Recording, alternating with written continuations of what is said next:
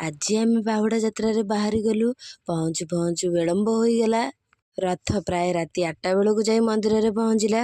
ଚାଲନ୍ତୁ ଆଜିର ସମ୍ପୂର୍ଣ୍ଣ ଯାତ୍ରା ଆପଣଙ୍କୁ ଦେଖାଉଛି। ଆଜି ଥିଲା ବାହୁଡ଼ା ଯାତ୍ରା, ତ ସେଥିପାଇଁ ଆମେ ଜଲ୍ଦି ଜଲ୍ଦି ଦେଖିବା ପାଇଁ ବାହାରି ପଡ଼ିଲୁ। ପହଞ୍ଚିବାରୁ ଟିକେ ବିଳମ୍ବ ହୋଇଯିବାରୁ ପ୍ରଭୁ ବଳଭଦ୍ର ରଥାରୂଢ଼ ହୋଇସାରିଥିଲେ। ତାପରେ ଦେବୀ ସୁଭଦ୍ରା ଗଲେ, ଆଉ ତାପରେ ତ ଜଗତର ନାଥ ଜୟ ଜଗନ୍ନାଥ ସେ ବି ରଥାରୂଢ଼ ହୋଇଗଲେ। ଆଉ କିଛି ସମୟ ପରେ ଠାକୁରଙ୍କର ଛେରା ପହଁରା, ଆଳତି ଆଉ ରସଗୋଲା ଖୁଆଇବା ସବୁ ବିଧି ହୋଇଗଲା। ଆଉ ତାପରେ ଲୋକଙ୍କ ଭିଡ଼ ତ କାଲି ବଢ଼ିବାରେ ହିଁ ଲାଗିଥାଏ।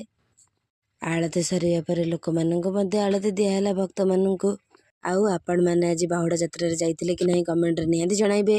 ଆଉ କମେଣ୍ଟରେ ଜୟ ଜଗନ୍ନାଥ ନିହାତି କମେଣ୍ଟ କରିଦେବେ। କିଛି ସମୟ ପରେ ଆରମ୍ଭ ହୋଇଯାଇଥିଲା ରଥ ଟଣା।